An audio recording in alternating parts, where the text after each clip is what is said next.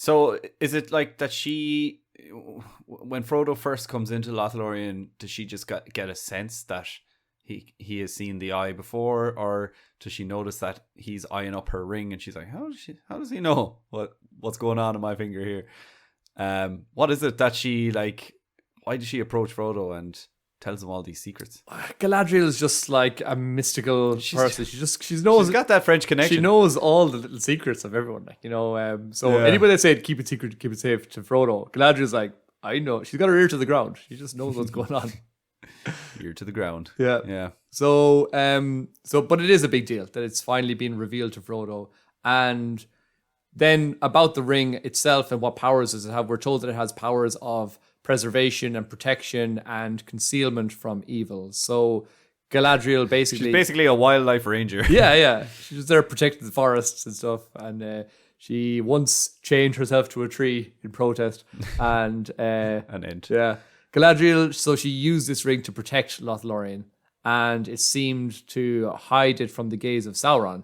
And then Galadriel she had these kind of powers to make Lothlorien this beautiful, peaceful, and just, otherworldly place. And that kind of explains how Lothlorien appears to be so like ethereal and majestic, and even more than Rivendell, or even more than the Woodland realm as well. They're kind of like, they're also cool, and Rivendell is very elven and like cool, and even in the books we see that like time sort of passes a bit slowly there, and they go in and they come out and they're all like refreshed and replenished. But Lothlorien in the books, when you read that like that time, different kettle of fish. It's like they've no idea. They're like all on acid. They're just like, what's going on? I feel like I've been here for like 1 day, but also like 3 years. I don't even know what's happening. So it's like, and in fairness to Peter Jackson, he does a great job for that, because he does capture the elven vibe. That scene does drag on.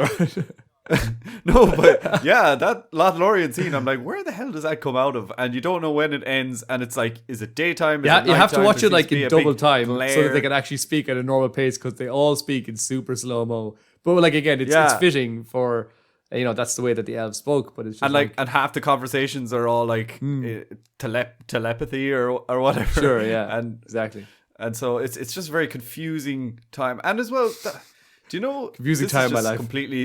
This is completely separate altogether. But do you know that scene where Sam gets up and starts singing, or he starts reciting a poem about Gandalf's fireworks? Yeah.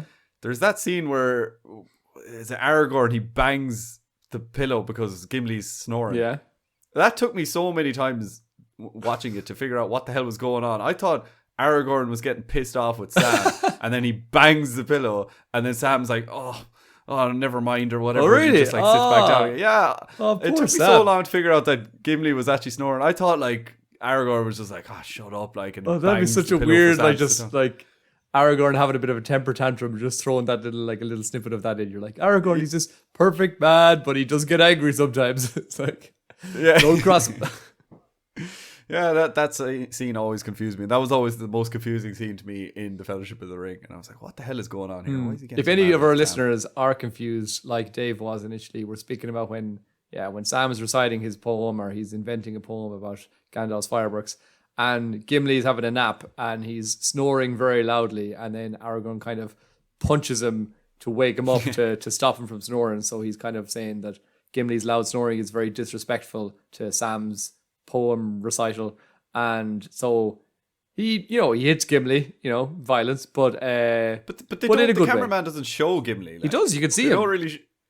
But you can't really. They don't like show a face. That's because there was a double. He was too small. It wasn't really John Rhys Davies. No, but like they should like show a picture or just like a camera shot of his face and him kind of sitting back and snoring. But they don't. They just kind of you just kind of hear a snore in the background and see like the top of.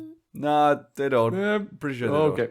I mean, I did watch it. We'll just have to watch it. I watched it like 5 days ago. Anyway, it's not recent enough. It's not recent enough. Why did you watch it today? I'm watching it right now on the screen over here.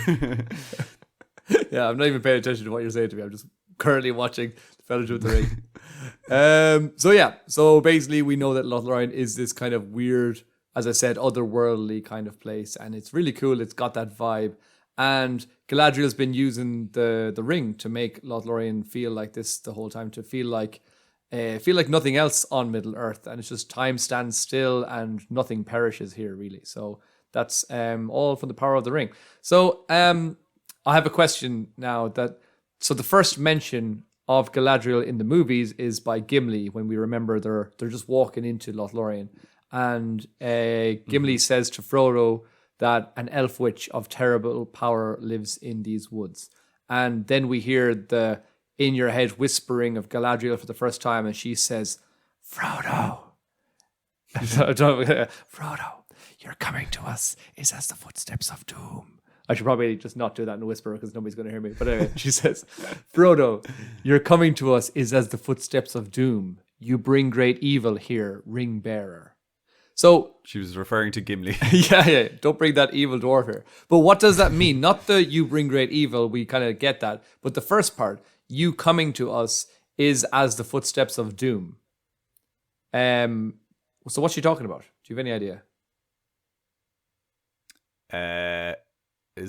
I would have just assumed that it was kind of the same thing as the second part, like you're bringing doom towards us, you're bringing great evil towards us, or it's the start of our doom.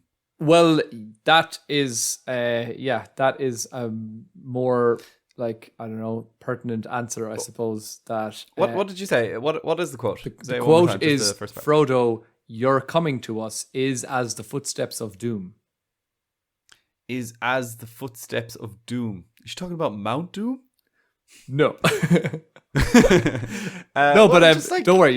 This is the start of the journey that's going to culminate in death and doom. Yes. Now, again, you're exactly right, but I don't think you know why you are right. But happens a lot. Sounds like me 90%.